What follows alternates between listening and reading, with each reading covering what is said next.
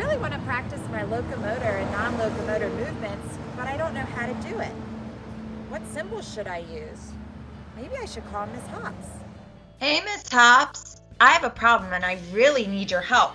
I want to make a sequence of movements together and then perform them, but I can't figure out how to draw them. Can you help me? Sure, it sounds like fun. It's almost like you need to make symbols. Symbols? Yeah, like a picture that means something. It's a way of explaining something using pictures instead of words. That sounds like it could be it, but how could that help me?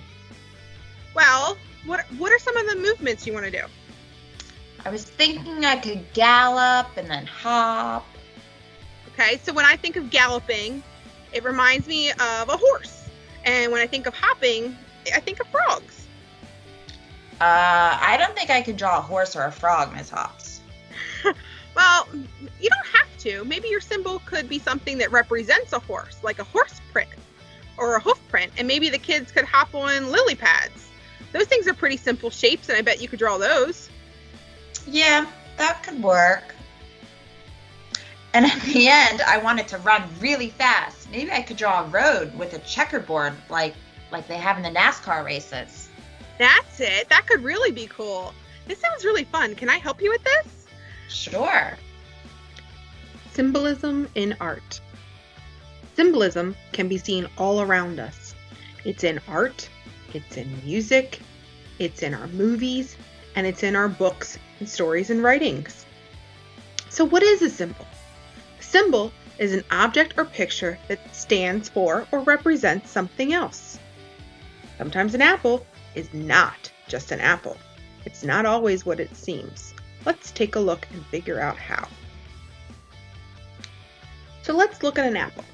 An apple, to some people, they will think of things like teachers. Teachers are often associated with apples. We're given apples all the time as gifts or pictures of apples and things with apples on them. Some other people, though, when they see apple, think of knowledge.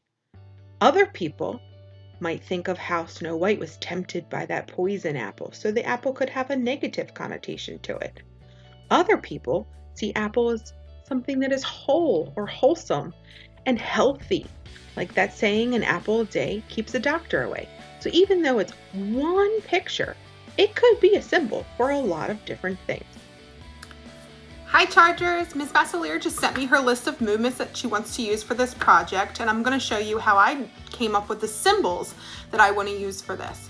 So think of this as kind of like a brainstorming kind of sketch session before we do the actual drawing outside. So this is kind of my way to get my plan together of what symbols are going to be in my path.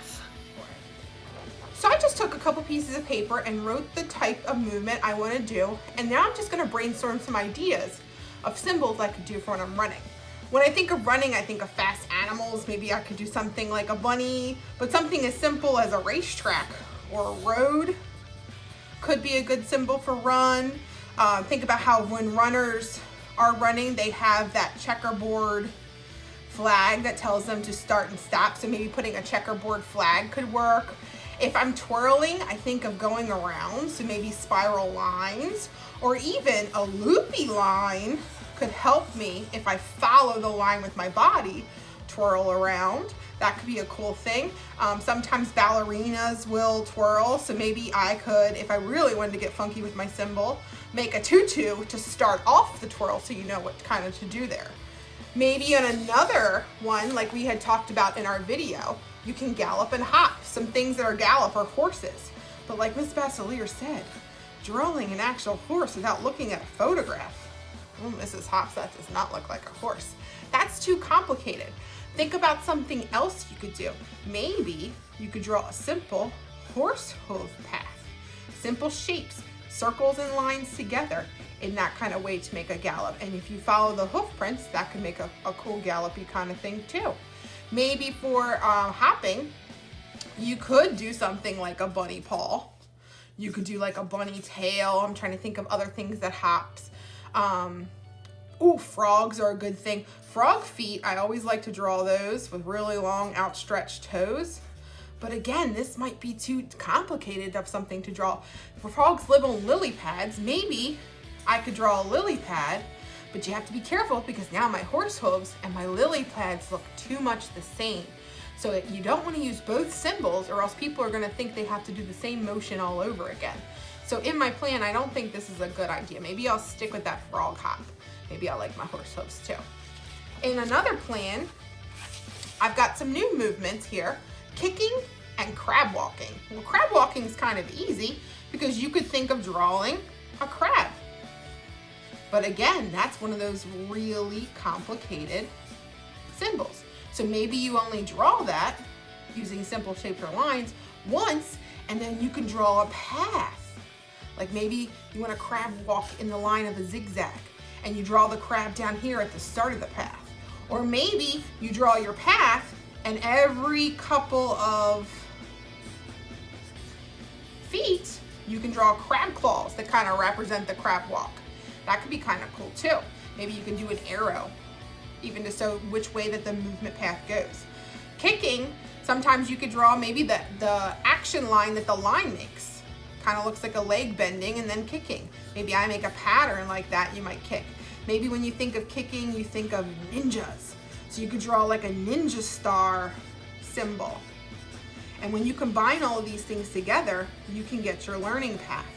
So we're gonna look at my sketches. I'm gonna pick my favorite and I'm gonna decide what order I want them to go in. So I did 6 movements, but you really only need to have 5 in our final path.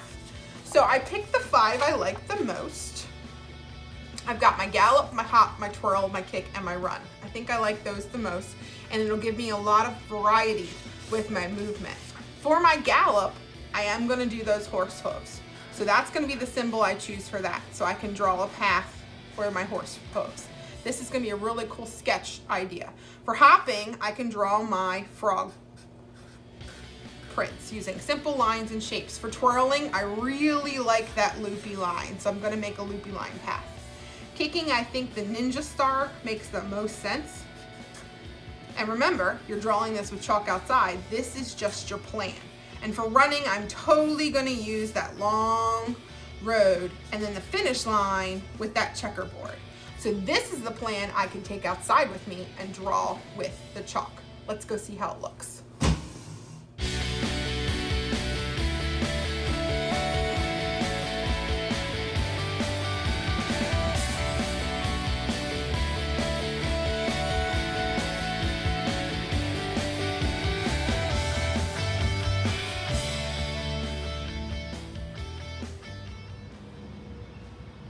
Oh, look what Mrs. Hops did.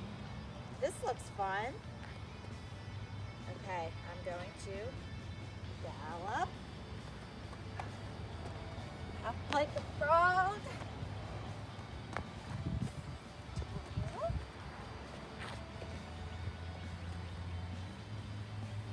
Kick.